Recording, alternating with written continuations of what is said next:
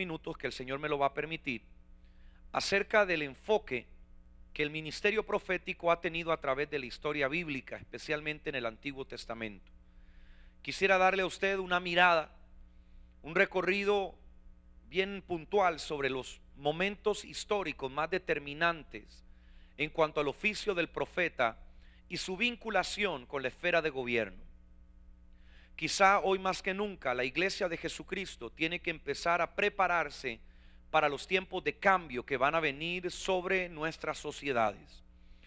Momentos en los cuales muchos intentan vincular lo profético desde diferentes ópticas, con la política, con la economía, con la misma iglesia, con las comunicaciones.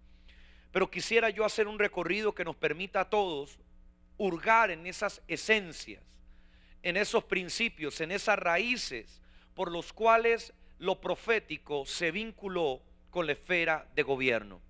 Hoy la iglesia de Jesucristo, bajo principios diferentes a los que fue establecido Israel, camina dentro de muchas opiniones personales y no necesariamente bajo verdades bíblicas claras y contundentes que nos permitan apuntar con certeza hacia dónde Dios quiere que el ministerio profético y la iglesia de Jesucristo como ente profético por excelencia caminen a la par de las esferas de autoridad, de gobierno, de liderazgo de nuestras naciones.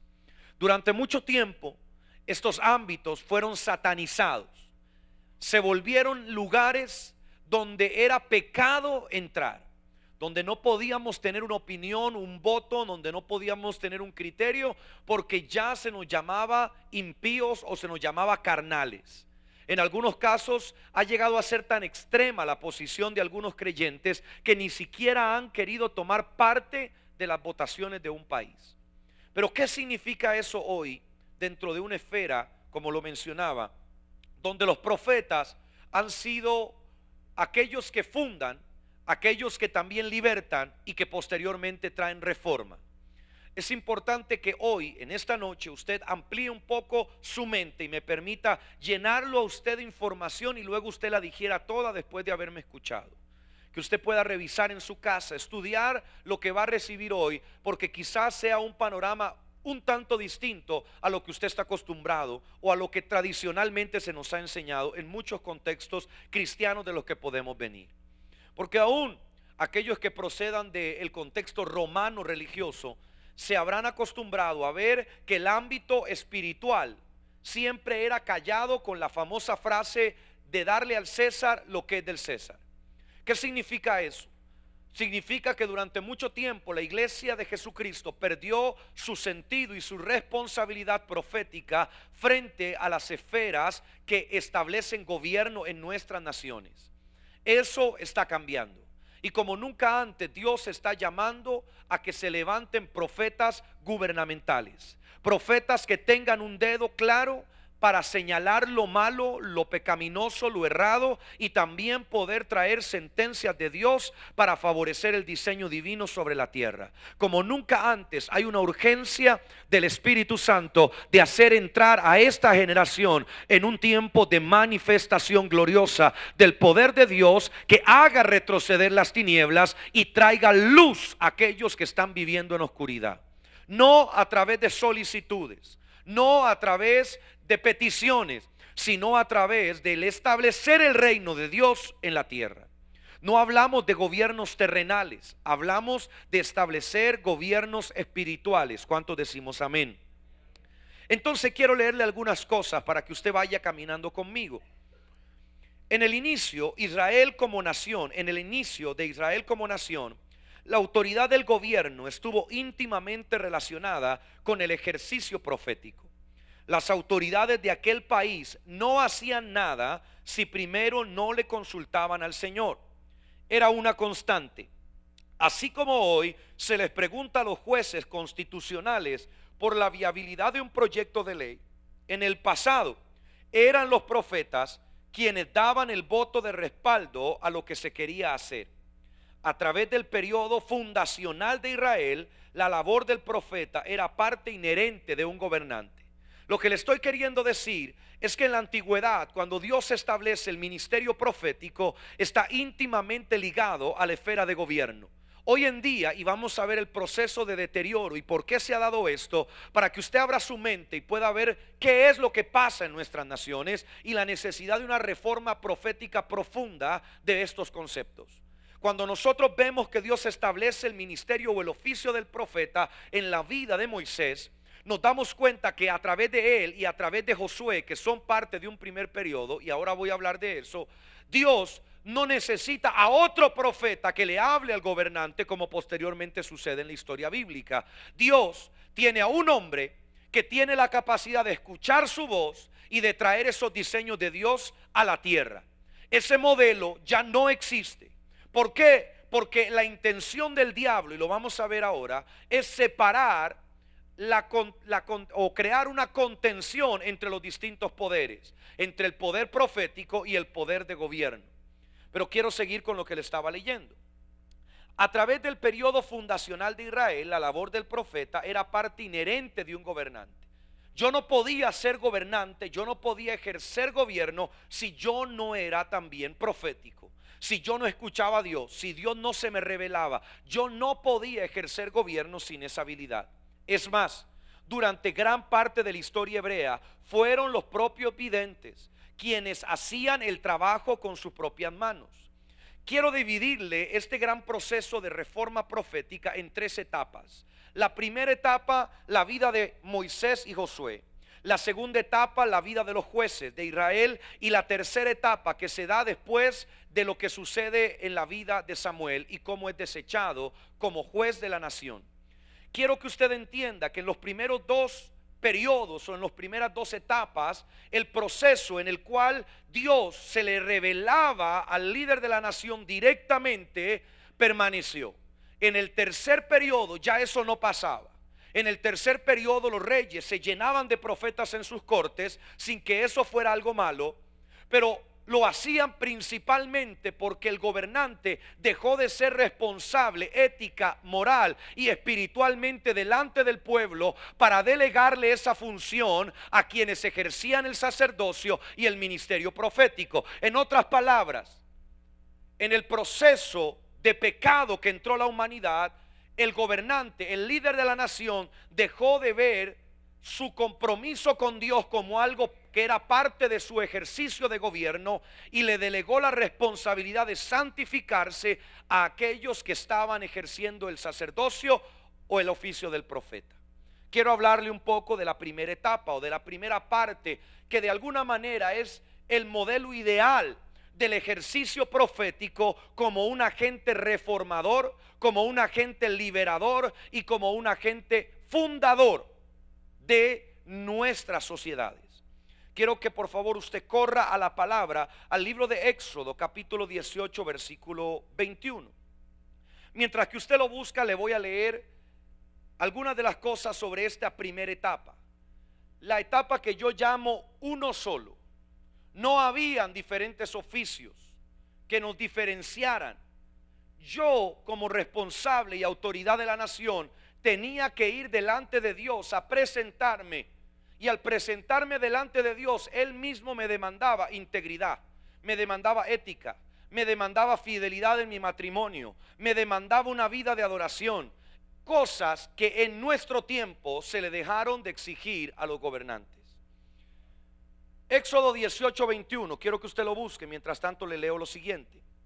Esta primera etapa es el periodo comprendido entre la vida de Moisés y Josué. Este periodo me lo inventé yo para que usted no vaya y lo busque en alguna parte. Durante aquel periodo era prácticamente imperceptible distinguir entre el cargo de gobernante y el de profeta. Situación que no se repetía con el sacerdocio. Quiero que usted vea esa diferencia. Porque en el tiempo de Moisés, Dios sí marcó una distancia con los sacerdotes, mientras que el gobernante también era profeta. El sacerdocio era un oficio diferente, mientras que el gobernante ejercía como profeta también. Vea lo que le sigo diciendo. Ya que estaba claramente diferenciado del resto, se distinguen varias características durante este proceso. Quiero que usted las anote si las puede anotar. El gobernante era íntegro. en lo cual basaba su juicio sobre el pueblo. En el tiempo de Moisés no solo estaba Moisés, Moisés también estableció jueces. Si usted hoy revisa cuáles son las condiciones que un juez tiene que cumplir para ser juez de la República, ninguna de esas es integridad moral. La única cuestión que tiene que cumplir es conocimiento de los requerimientos legales. Tiene que haber cursado o pasado ciertos exámenes que no tienen que ver con una vida de integridad. ¿Cómo usted pretende que un juez va a juzgar con justicia una situación si su vida es una vida corrupta? ¿Quién nos convenció de que algo así era posible? ¿Alguna vez usted se ha cuestionado eso? ¿Alguna vez usted se ha cuestionado que al momento de escoger un gobernante, antes de ver sus propuestas, usted tendría que revisar la forma en la que vive? ¿En qué momento alguien nos hechizó? ¿En qué momento se confundió a la iglesia y se le hizo creer que había un divorcio entre lo espiritual y lo gubernamental? Dios es gobierno. ¿Cuántos decimos amén?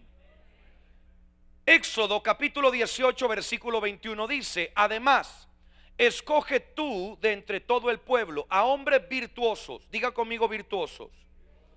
Personas que eran hábiles en muchas cosas, no ignorantes, no vagabundos, no ladrones, temerosos de Dios, hombres veraces, hombres de verdad, hombres donde no hay mentira, hombres que no vivían dos vidas, hombres que no engañaban a sus esposas, hombres que vivían moralmente en lo que predicaban. Eso era lo que se le demandaba en aquel tiempo a las esferas de gobierno de la nación. Oiga esto: que aborrecen la avaricia y ponlos sobre el pueblo como jefes de 1000, de 100, de 50 y de 10. Segunda característica que le quiero mencionar: eran ejemplo para el pueblo, como cuando Moisés, aun siendo viejo, fue a levantar las manos a Dios por los soldados israelitas. El gobernante tenía la obligación de ser el primero en hacer lo que se ordenaba. No tendría sentido que Moisés viviera una vida paralela y trajera las leyes que Dios había puesto en 2 tablas. No sé si usted me está entendiendo. Pero en este tiempo eso es posible. Usted puede tener gente que aprueba una ley en un juzgado, que aprueba una ley, en una asamblea, o que aprueba la ley en un despacho, pero por el otro lado están haciendo todo lo contrario. Están viviendo una doble vida, una doble cara, y las sociedades modernas aceptan esa manera de vida. Diga conmigo: lo profético en esencia repudia la corrupción. Si queremos ver una verdadera reforma profética en nuestras sociedades, tendremos que empezar a trabajar en integridad, en ética, en moral, en valores y principios que no me los tiene que demostrar necesariamente quien está en gobierno, sino aquel que antes de llegar al gobierno vivió correctamente. Entonces, quiero seguir con usted. Tercera característica de esta etapa: se entendía que para ser un buen líder había que estar muy cercano a la voz del Altísimo. Yo no podía gobernar en ese tiempo sin que Dios a mí me hablara lo que yo tenía que hacer. No era viable que yo fuera a llevar mis comentarios, mis planes o mis proyectos delante de una comunidad democrática que me permitiera tomar la mejor decisión. En esta etapa, en la etapa donde Dios tiene gobernantes proféticos, lo que vemos es que Dios toma muchas decisiones impopulares. Diga conmigo: si queremos ver una reforma profética, tendremos que aprender a ser impopulares. Dígalo de nuevo: ser impopulares. Lo profético no está casado con las masas. Lo profético no está casado con las modas. Lo profético no está casado con la democracia. Lo profético es la sustancia manifiesta de Dios en la tierra. Y cuando eso viene, sin importar cuántos estén de acuerdo o cuántos no estén de acuerdo, Dios va a manifestar su poder. Cada vez que Dios intervino en la tierra, lo hizo de manera violenta, porque se había establecido un sistema, un entretejido demoníaco que impedía que la manifestación de Dios fuera cotidiana. Voy a repetir eso porque usted no me lo entendió.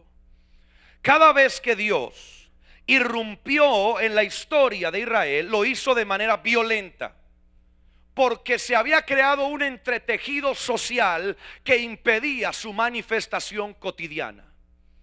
Cuando este periodo terminó, Israel había salido del desierto porque había pasado la etapa donde Dios traía maná todos los días. ¿Alguien me está escuchando? Terminó la etapa donde Dios hacía brotar agua de la peña. Terminó la etapa donde muchos se acostumbraron a los milagros. Esa es la naturaleza a la que usted y yo estamos llamados. Otra cosa es completamente falsa. Cada vez que el hombre construye elementos de seguridad, Dios ya se está moviendo en otra dirección. Porque con mucha facilidad, cuando construimos estructuras de seguridad humana, nos aferramos a las estructuras en lugar de aferrarnos a la voz del Espíritu Santo. Dios le dijo a Moisés cuando estaba en el desierto, en la zarza: toma la vara y golpea la peña. Se lo dijo la primera vez, pero la segunda vez le dijo: toma la vara y háblale a la peña. ¿Qué significa eso? Que cuando Dios le habla en la zarza, le da el instrumento porque no podía hablar correctamente. Pero cuando él es llevado a la peña por segunda vez, Dios le estaba diciendo: la unción con la cual tú lograste abrir el mar, la unción con la cual tú lograste cambiar el agua en sangre, la unción con la cual tú abriste la peña la vez anterior, ya no me sirve. Y ahora necesito, oiga esto, avergonzar la unción añeja para darle honra a lo nuevo que Dios va a traer. Cuando usted vive aferrado a lo viejo, a las estructuras de seguridad, usted va a estar como Moisés. Le brotó agua de la peña aunque estaba desobedeciendo. ¿Y sabe qué le dijo Dios? Te deseché. Hay mucha gente y muchos ministerios, y aún gente que se involucra en estas áreas, que tiene agua brotándole de la peña, pero está aferrado a estructuras de seguridad que le han hecho ser desechado por Dios. Diga conmigo: lo profético nunca me dará seguridad humana. Diga conmigo: lo profético me va a traer esperanza en lo divino. Quiero seguir diciéndole algunas cosas. Se entendía, oiga esto, que su consagración era sinónimo de respeto y honra. En la medida en la que un gobernante en aquel tiempo se consagraba para Dios, ganaba respeto y honra. Hoy en día eso es absolutamente irrelevante, porque nuestra sociedad construyó otra clase de valores que usted y yo lamentablemente hemos abrazado sin darnos cuenta por muchos momentos. Pero ha llegado la hora y ha llegado el tiempo, aleluya, donde la consagración como gente íntegra, como gente de familia, como gente que trabaja para bien, van a ser valores que no podrán ser movidos para que alguien tome una esfera de gobierno. ¿Alguien dice amén a eso? Quiero seguirle diciendo algunas cosas, y vaya para eso al libro de Éxodo, capítulo 34, versículo 30. Lo que vemos en ese versículo es que Moisés no se ganaba el respeto del pueblo por su violencia. Moisés no se abría paso en medio de la nación porque lo persiguieran un montón de matones, o porque estuviera rodeado de guardaespaldas. Y aquí usted puede agarrar y al que le caiga el guante que se lo plante. La fuerza y la autoridad que tenía Moisés no se ostentaba por decir que tenía un gran ministerio, ni por decir que era un gran reformador. Lo de Moisés tenía que ver con consagración y adoración. Y cuando él salía de la presencia de Dios, su rostro resplandecía. Y entonces, ¿qué sucedía? Que todos, aleluya, huían de su presencia. ¿Cuánto me están oyendo? Diga conmigo, anhelamos ver esos días. El pueblo, oiga esto, libro de Éxodo, capítulo 34, versículo 30. Aarón y todos los hijos de Israel miraron a Moisés, y al ver que la piel de su rostro resplandecía, tuvieron miedo de acercarse a él.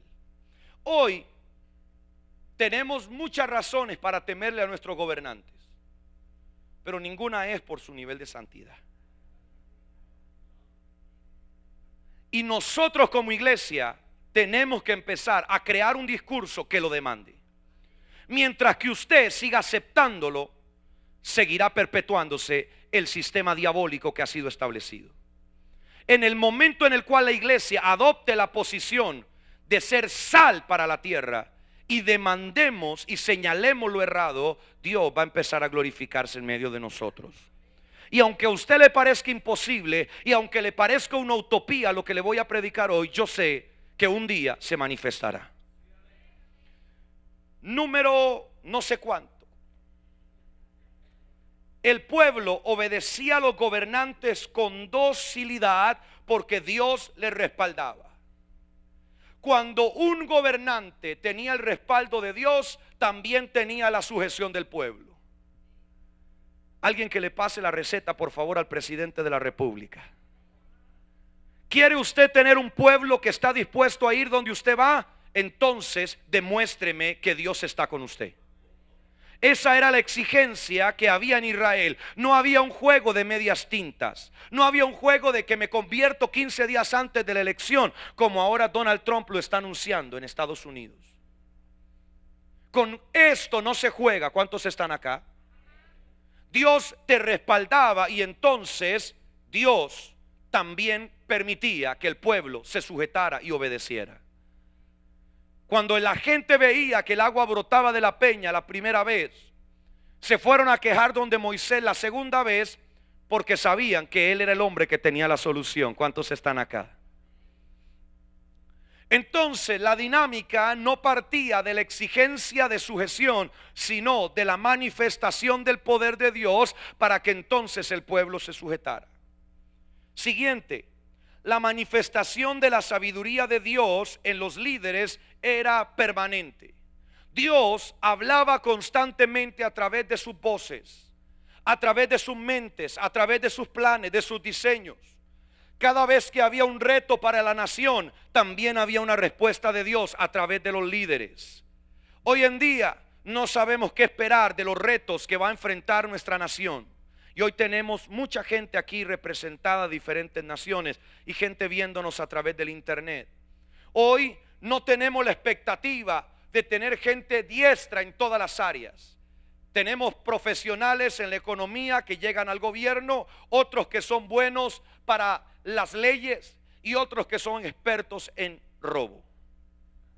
Entonces no sabemos qué esperar de ellos. Sin embargo, el pueblo de Israel sabía que como Dios estaba con Moisés, como Dios estaba con Josué, Dios, aleluya, sacaría la cara por la nación.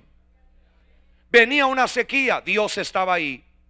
Venía un problema del enemigo o del adversario que cercaba la nación, Dios estaba ahí. Había que conquistar territorio, Dios estaba ahí. Habían retos de desempleo, problemas de pobreza, Dios también estaba ahí. Ha llegado la hora en la que la reforma profética le va a exigir a la sociedad y al corazón de los pueblos que vuelvan verdaderamente sus ojos al único Dios verdadero. Pero no con un corazón religioso como Dios muchas veces lo denunció, sino con un corazón que verdaderamente anhela hacer la voluntad de Dios. Muchísimas veces en nuestras sociedades se ha demostrado que sin Dios todo fracasará. Pero agarrados de la mano de Dios, siempre veremos su misericordia. Son muchos los imperios de la historia que han demostrado que cuando se alejaron de Dios, perdieron su fuerza y su poder. Pero muchos son los imperios de Dios, los imperios que se han levantado, que cuando se acercaron a Dios vieron la manifestación de su poder. Y la última de estas características es que durante este proceso Israel salió de Egipto y conquistó la tierra prometida. Cuando Dios tuvo hombres que no eran distintos en cada faceta, cuando Dios tuvo hombres íntegros, hombres de palabra, hombres que vivieron para sus familias, hombres que se preocuparon en servir y no ser servidos, Dios los liberó del yugo de Egipto y los metió en la tierra prometida. Usted me dice, eso yo ya lo sé, pero lo que quizás no ha considerado es que cuando este proceso cambió, el liderazgo de la nación hebrea nunca más conquistó. Lo único que hizo fue tratar de liberarse de la esclavitud que traían sus enemigos. Vamos a abrir el segundo capítulo de este mensaje, que le he denominado gobierno temporal. Este proceso empieza justo con la muerte de Josué y el inicio del libro de los jueces. Si usted se dedica a leer ese libro, se dará cuenta que hay decenas de hombres y aún mujeres que fueron gobernantes de la nación. Pero para este momento había una gran diferencia. Diga conmigo, una gran diferencia. Israel había entrado a la tierra prometida, pero cuando ellos entraron, permitieron que los cananeos y muchas otras tribus descendientes de ellos perpetuaran su cultura en medio de sus territorios. Y entonces Dios juzgó esa permisividad. Diga conmigo, permisividad. Hay un momento de quiebre en la esfera profética donde Dios nos va a impedir ser tolerantes. Sonríame. Hoy la palabra tolerancia está de moda, ¿sí o no? Esa tolerancia que usted tiene al pecado no viene de Dios. Que usted quiera hacerse el moderno y que no le moleste que un par de hombres se besen en plena calle, no es de Dios. Que usted tolere que un hombre por el cual usted votó robe a manos llenas a los pobres porque es de su partido tradicional, tener ese nivel de tolerancia hacia ese grupo no viene de Dios. Que usted siga apoyando a estos grupos políticos que favorecen el aborto, el incesto, que favorecen la eutanasia, que favorecen la adopción de personas del mismo sexo, que favorecen una serie de leyes de muerte. Esa tolerancia que usted ha tenido a estos grupos no viene de Dios. Esa intolerancia al pecado, ese celo por la santidad venía de parte de Dios. Y es entonces que Dios exige que se levantaran hombres temporalmente. Pero en medio de esos lapsos de juicio también eran intercalados por lapsos de justicia. Vaya por favor a Jueces capítulo 18 versículo 19 para leerle esto. Mientras tanto le leo las notas que tengo por acá mientras que usted lo busca. Posterior al capítulo ya mencionado, se abrió un nuevo capítulo en la nación de Israel, el periodo de los jueces. En ese lapso se rompería la tenue línea de sucesión que establecieron Josué y Moisés. A partir de ese momento el pueblo se corrompió y con ello vino el juicio sobre su pecado. Así que de tiempo en tiempo, cuando subía el clamor de los israelitas, Dios respondía ungiendo jueces bajo la siguiente consideración. Quiero que usted escuche esto. En el momento del primer periodo, Dios se manifestaba de manera como constante. Diga conmigo, constante. Cuando entramos en este otro proceso de tolerancia, Dios ya no se manifestaba constantemente. ¿Cuándo se manifestaba Dios? Cuando la oración del pueblo llenaba la copa. Pero mientras que la copa era llenada, ¿cuánto tiempo transcurría? Años, décadas y siglos. Cuando el pueblo decidió separarse de Dios, tolerando el pecado, Dios también empezó a separarse de su pueblo. Y esto abrió una puerta para lo que usted va a leer. Cuando Jehová le levantaba jueces, Jehová estaba con el juez y lo libraba de la mano de los enemigos mientras vivía aquel juez. Porque Jehová era movido a misericordia al oírlos gemir por causa de quienes los oprimían y afligían. Pero acontecía que al morir el juez, diga conmigo, al morirle el juez, ellos volvían a corromperse, más aún que sus padres, siguiendo a dioses ajenos para servirlos e inclinándose delante de ellos. No se apartaban de sus obras ni de su obstinado camino. En la medida en la que ellos toleraron el pecado, se mezclaron las culturas y ellos ya pecaban hasta sin darse cuenta. Entonces era tanto el pecado que había, que cuando un grupo de gente o un grupo de intercesores, de gente de oración, se volvía a Dios y oraba y seguía orando y volvía a orar y volvían a repetir sus oraciones durante varios años, Dios entonces respondía. Pero ¿cuál era el problema? Que la respuesta de Dios era temporal en relación al juez que se levantaba.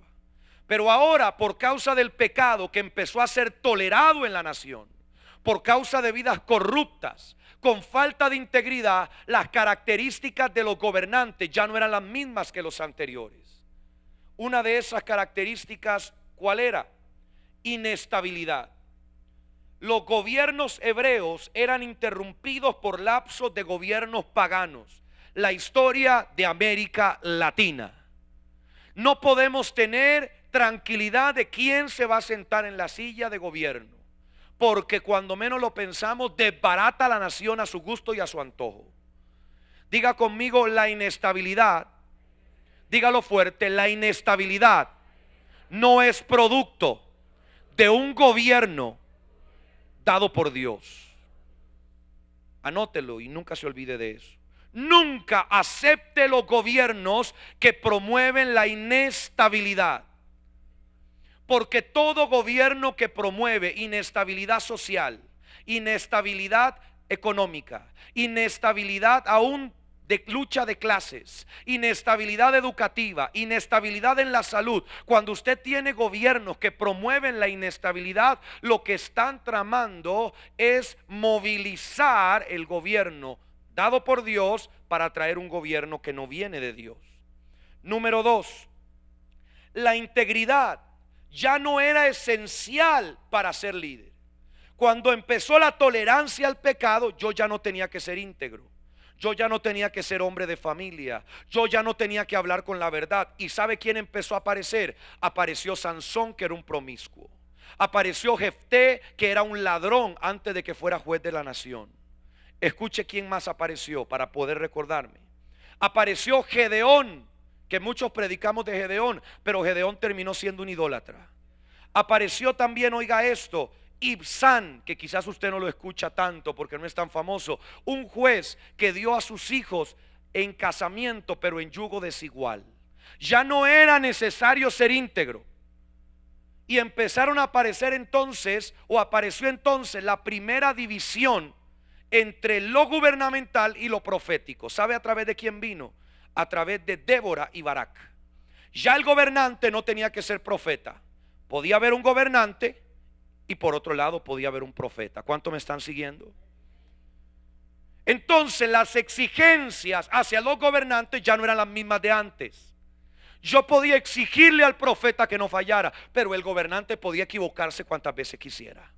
El profeta podía vivir de mil maneras, pero si fallaba, el dedo lo iba a señalar a él. Pero el gobernante podía ser un ladrón, podía ser un promiscuo, con tal de que llevara al pueblo a una aparente victoria.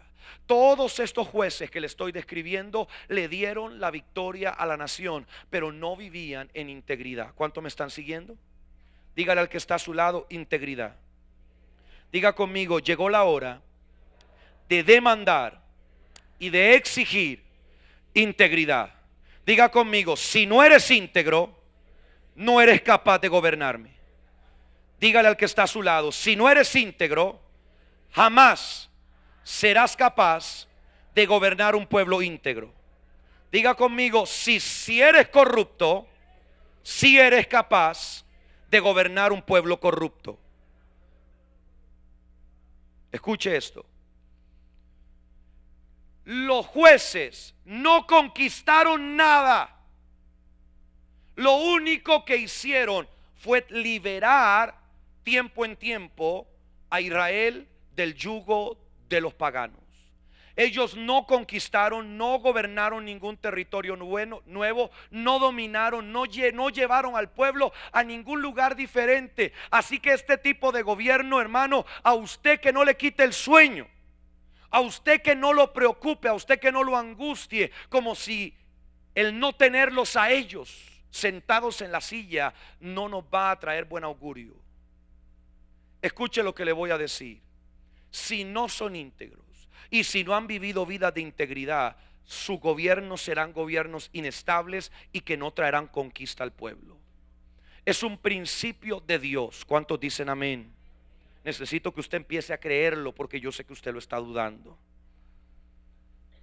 Quiero volver a repetírselo. En el tiempo en el cual se dio tolerancia al pecado, no se conquistó nada. Venían los invasores, se levantaba el juez y liberaba. Tiempo de paz. Volvían los invasores, se levantaba otro juez, liberaba al pueblo. Tiempo de paz. Venían los invasores, se levantaba el juez. Tiempo de paz. Eso fue lo único que sucedió. Sigo leyéndole algunas cosas. El pueblo obedecía a los gobernantes por necesidad, porque Dios lo respaldaba. Oiga la diferencia de lo que leí antes. En la primera etapa el pueblo obedecía con docilidad porque Dios respaldaba. Ahora, en esta nueva etapa, la gente obedece no con docilidad, sino por necesidad.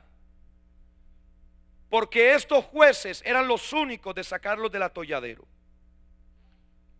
¿Sabe cuál es el problema de América Latina y muchas de nuestras naciones que se llaman en vías de desarrollo, que nos hacen creer que si fulano o sutano no gobierna, nuestro país se va a la cañería? Sonríame, por favor, como si usted estuviera creyendo lo que le estoy predicando. Y nos hacen creer y nos convencen y nos hacen pensar que si este o el otro o el aquí o el allá. Le voy a decir algo: mientras que los romanos gobernaron, nunca hubo misericordia con la iglesia. Mientras que los romanos gobernaron, ¿sabe qué pasó? Se pusieron de acuerdo Herodes y Pilatos, que eran los peores enemigos. ¿Cuánto me están oyendo? Cuando los romanos gobernaron, nunca hubo flexibilidad ni apertura para la iglesia. La iglesia creció más bien por causa de la opresión, de la persecución, de la muerte, de los circos romanos. La iglesia se multiplicó por culpa de que los romanos gobernaban. Voy a seguir leyéndole algunas cosas. Le planteo otro punto. Oiga esto. Las habilidades destacadas de los líderes estaban en el campo de guerra, no necesariamente eran espirituales, como lo fueron los tres primeros jueces: Otoniel, Ahod y Samgar. ¿Qué es lo que le quiero decir? Que en la etapa de los jueces ya no era importante ser espiritual, y menos ser profético. Ya no tenía yo que ser un adorador. Ya no tenía yo que ir al templo a buscar la respuesta de Dios o al tabernáculo. Ya no tenía yo que gastarme como se gastó el pobre Josué delante de Dios para que Dios le dijera cómo era que iban a tumbar a Jericó. Ya eso no era importante. Ahora era la fuerza bruta. ¿Cuánto me están oyendo? Diga conmigo: la fuerza bruta es la fuerza de los hombres. Y el último punto, aunque ya se lo mencioné, es el primer momento en el que se separa el oficio profético de la función gubernamental. A partir de esta etapa empieza una debacle terrible en la nación, porque luego aparece el último de los jueces. ¿Cómo se llamó? Samuel. Apúntelo ahí. Pero quiero terminarle leyendo sobre este segundo periodo, lo que dice Jueces 21-25, para que usted entienda qué era lo que pasaba en ese tiempo. El último versículo de Jueces dice: en aquellos días no había rey en Israel, y cada cual hacía lo que bien le parecía. ¿Sí o no es lo que le están tratando de enseñar a usted nuestros gobiernos? Si usted no le hace mal a nadie, viva como usted quiere.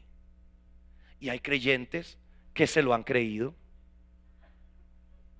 Usted puede vivir de las puertas de su casa para adentro como a usted le plazca. Si usted no afecta los derechos de nadie, no hay problema. Diga conmigo, esa tolerancia no viene de Dios. Diga conmigo, tolerar el pecado en cualquier forma no viene de Dios. Tercera etapa. La primera era una sola cosa: gobierno profético.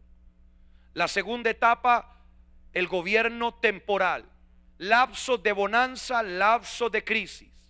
Tercera etapa, la ruptura absoluta hasta nuestros días. Aparece Samuel en escena. Samuel es el último juez y también profeta de la nación. Y entonces se empieza a divulgar la idea de que ellos quieren un rey. La pregunta era, ¿por qué no les era suficiente Samuel? Porque cuestionar a Samuel era imposible. Sonríame. Samuel era profeta y también rey o juez. Juzgar sus decretos era juzgar a Dios. Pero ellos querían un gobierno que pudieran criticar, que pudieran manejar, que pudieran manipular. Ellos querían un gobierno más racional. No sé si usted ha escuchado eso que se dice hoy en día. Queremos que saquen la Biblia. Queremos que los argumentos que ellos llaman religiosos no estén en la mesa de las discusiones. Dígame, ¿usted quién cree que gana con esos argumentos? ¿Qué espíritu cree usted que se está moviendo detrás de los bastidores que nos hacen pensar que sí, que es cierto, que yo no tengo que pensar con fe? Levante su mano, por favor, mésala, porque usted necesita entender todo lo que le estoy diciendo. Pero quiero agregarle algo, porque hoy leí un comentario que me llamó la atención. Porque así como en el pasado nos vendieron la teoría de la evolución, diga conmigo la teoría. ¿Sabe lo que significa teoría? Teoría significa algo que puede ser y que también puede que no sea. Y hoy, ¿sabe qué nos están vendiendo? La teoría o la ideología de género. Lo que el diablo hizo ayer con otra ropa, lo está haciendo hoy con otra ropa. Pero es exactamente lo mismo. El diablo nos trata de vender verdades parciales y nos saca las verdades absolutas. Y nos han hecho pensar y nos han reducido tanto con estas teorías que hay gente que cree, sentada en la iglesia, que puede ser que vengamos del mono.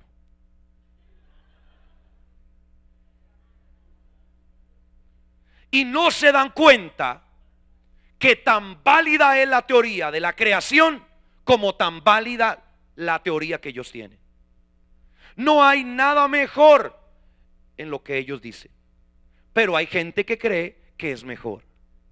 ¿Sabe quién le enseña a usted eso? No es el Espíritu Santo. Lo que le quiero decir, amado, es que, y amada, es que usted tiene que hoy revisar profundamente su espíritu, para que pueda usted sacar toda la contaminación que le permite a usted avalar y aceptar gobiernos que no son de Dios. Tolerar conceptos e ideas en su casa, en su familia, con sus hijos, que no lo van a llevar a edificar su hogar, sino más bien a destruirlo. Escuchaba un cuestionamiento absurdo que decía que es imposible educar a un niño para ser homosexual. Es imposible enseñarle a un niño ser homosexual. Y es la misma gente, oiga esto, es la misma gente que dice que el rol del hombre y de la mujer son aprendidos. Quiero que usted me entienda. Ellos le enseñan a usted que si usted se porta como hombre es porque alguien le enseñó a ser hombre. Y usted si se porta como mujer es porque alguien le enseñó a portarse como mujer. Pero son los mismos que dicen que no se puede enseñar a ser homosexual, que el homosexual nace. ¿Cuánto me están siguiendo? Dígame que usted está viendo la mentira. No me asuste con esa cara que está poniendo. La gente que le dice a usted que aprender a ser hombre es algo que alguien le enseñó y a ser mujer es algo que alguien le enseñó, le está diciendo también a sus hijos, a sus nietos, que ser homosexual no se aprende. Dígame si no es absurdo. Vamos a seguir. Separación absoluta. Primera de Samuel, capítulo 8, versículo 7. Ya voy a terminar. Aunque no el tema, pero por lo menos le voy a dejar la idea. Primera de Samuel, capítulo 8, versículo 7. Dijo Jehová a Samuel: oye la voz del pueblo en todo lo que ellos digan, porque no te han desechado a ti, sino me han desechado a mí, para que no reine sobre ellos. Le leo mis notas. A partir de este instante se crea una enorme grieta en Israel entre los profetas y los gobernantes. Los primeros, en su gran mayoría, se abstendrían de la vida en sociedad convencional. Quiero que le siga la pista a los profetas y su comportamiento, porque muchos se han comido ese mensaje secular de que a lo que es del ¿cómo es? Lo que es del César al César. Usted ya me entendió. Darle al César lo que es del César. Se han comido, aunque es bíblico, ese concepto y han hecho y han logrado que la iglesia se calle. Y cuando usted escucha eso, es como que usted siente que alguien le está dando una cachetada y le dice: no tienes derecho a hablar, porque tu propia Biblia dice que no tienes derecho a hablar sobre esto. Y eso no es lo que quiere decir esa escritura. Eso no es lo que Dios nos llamó a hacer, aleluya, como iglesia en la tierra. Somos una voz profética. Y la voz profética no puede estar en silencio. La voz profética tiene que hablar, tiene que educar, tiene que exhortar, tiene que llevar al arrepentimiento. La voz profética tiene que retumbar donde quiera que vaya. Si esto no fuera así, Juan el Bautista no tendría por qué haberle dicho al rey de Israel en aquel momento que se estaba portando mal con la mujer que había tomado. Aquella acción a Juan le costó la cabeza, pero es la función de la iglesia. ¿Cuántos decimos amén? A partir de este instante, los profetas ya no vivirían igual que antes. Antes vivían con los demás, pero ya no volvieron a vivir con los demás. Se aislarían en grupos de pares. Se juntaría profeta con profeta en compañía de profetas. Ya ellos no vivirían con sus familias, con sus esposas. Ya no vivirían como se vivía antes. Tampoco se vestirían igual. Se pondrían pelo. Se pondrían pelo de animales, pieles de animales. También, oiga esto, dejarían sus responsabilidades familiares, como lo hizo Eliseo, cuando dice la palabra que Elías le tiró el manto y él tomó los bueyes, los cortó, diciendo: yo acá no regreso. Mis obligaciones de trabajo ya no existen con mi familia, porque me voy a dedicar a lo profético. Era una dedicación plena. Los profetas, a partir de esta grieta, ya no vivieron como vivían antes. Y a partir de ahora, los profetas ya no serían fundadores como en la primera etapa. Ya no serían libertadores como en la segunda etapa. Ahora los profetas vendrían a ser reformadores. Y todo lo que harían sería llevar al pueblo a la senda antigua. Esa función de los profetas, como nunca antes, tiene que volver a estar vigente. Profetas reformadores de todo cuanto hay en nuestra sociedad. Profetas reformadores de la educación, de las leyes, de la salud. Profetas reformadores de la economía, del empresariado, del mercado. Profetas que traigan verdaderas reformas a cada ámbito de la sociedad, y que no haya ni un solo escondrijo donde un profeta o una profeta no pueda meter su mano para traer la verdad de Dios. Hoy más que nunca los creyentes tenemos que tener opinión, tenemos que tener criterio, tenemos que tener voz donde quiera que haya un aliento que respire. Hoy más que nunca la luz de Dios debe brillar en cada lugar. Y si usted no puede ser ese reformador, preocúpese porque sus hijos, preocúpese porque su casa sean hombres y mujeres que reformen esta nación. Si usted no pudo alcanzar ese lugar o ese punto, sea usted el escalón, sea usted la plataforma sobre la cual sus hijos se levantarán para hablar las verdades de Dios. Porque todos somos responsables de lo que está pasando en el mundo. Todos somos responsables de lo que ocurre en nuestra nación. Y hasta que no dejemos y abandonemos esa dejadez, ese ausentismo, esa parquedad, esa actitud de irrelevancia, las cosas no cambiarán. Pero le tengo buenas noticias. Usted y yo tenemos el poder suficiente para hacer que las cosas que parecen imposibles se conviertan en una realidad. Que todo lo que está retenido para el pueblo de Dios por causa de gobiernos que necesitan ser reformados, de esferas de autoridad que tienen que ser renovadas, sean renovadas a la manera de Dios. Llevemos el poder y la manifestación del reino a todo lugar, como nunca antes en la historia de la humanidad. El mayor ejemplo de esto fue Elías. Dice la escritura que cuando Elías apareció en escena, existía el gobierno más corrupto y pagano de la historia de Israel. ¿Sabe lo que eso me está diciendo a mí? Me está diciendo que si en su país y en mi país pareciera que está reinando la corrupción, la inmoralidad, el pecado y la maldad, lo único que me anuncia es que una generación como nunca antes en la historia de la esfera profética está a punto de ser dada a luz y manifestarse en las mayores esferas de nuestras sociedades. Como nunca antes nuestros países serán llenos, como las aguas cubren la mar, del conocimiento, aleluya, de las verdades más profundas del Dios verdadero. Ese mensaje volverá a ser escuchado en las plazas, en los parques, pero ahora también en las sillas de presidencia, en los lugares de congreso, en los centros legislativos, en las asambleas, en las reuniones de diputados, aleluya. También ahí volverá a ser oída la palabra del Dios verdadero.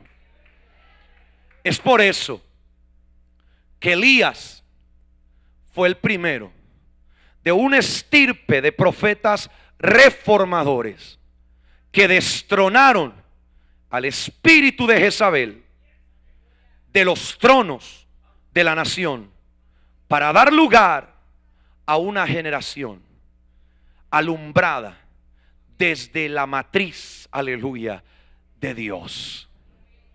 Esa generación se manifestó en dos hombres. Uno llamado Jehú, que conocía la palabra profética. El segundo llamado Jonadab, del cual muy poco se habla. Pero dice la escritura que cuando Jehú iba a matar a los adoradores de Baal y a los descendientes de Acab, se encontró con este hombre que era hijo de Recab, quien había dado la orden a todo su pueblo de consagrarse para Dios, de abstenerse del vino, de abstenerse de construir casas y de abstenerse, oiga esto, de plantar cualquier cosa. Algunos lo llaman extremistas, pero lo que yo veo proféticamente es una generación que aborreció lo que se había edificado en la sociedad pagana de Israel y estaba tratando de regresar al desierto donde Dios había manifestado su poder sobrenatural. Era un pueblo que era pastor, un pueblo nómada, sin dinero, sin fuerza de número, pero con el Dios más grande que existe. El Dios capaz de abrir el mar, el Dios capaz, aleluya, de hacer que los desiertos fueran derrotados, el Dios capaz de hablar desde la montaña, el Dios capaz de sanar de veneno de serpientes, el Dios capaz de hacer caer maná, de traer codornices. Ellos estaban diciendo: vamos a volver por la senda antigua. Si algo quiero terminarte diciendo esta noche, es que no hay manera de conquistar nuestras naciones que no nos haga pasar por esa senda primitiva por la cual transitaron los grandes hombres de Dios que fueron registrados en esta palabra. Hombres que vivieron, aleluya, como los primeros, confiando día a día y creyendo en Dios, afirmándose en la oración, en el ayuno, en la palabra, en el poder verdadero del Rey de Gloria. No hay vías alternativas, no hay revelaciones modernas que no pasen por la conquista de las naciones a través del regreso a esa senda. Póngase de pie conmigo. Padre bendito de gloria, hoy esta noche, habiendo entendido, Señor, las verdades que tú has establecido desde los comienzos del oficio del profeta en tu nación Israel, te pedimos que nos vuelva a ser despertado el celo por tu presencia, la pasión desbordada para vivir como tú nos pides que vivamos. Pero no solo eso, sino que seamos capaces de demandar y exigir a nuestra generación de gobierno una reforma profunda en su manera de vivir, y que los profetas que tienen que alzar su voz la levanten. Que aquellos que están en cuevas, como Jezabel lo logró hacer, salgan de las cuevas y sean llevados a la luz poderosa que emana de tu trono. Te damos gracias por esta generación y la que vendrá después, que caminará con una doble porción de tu espíritu. Amén y amén.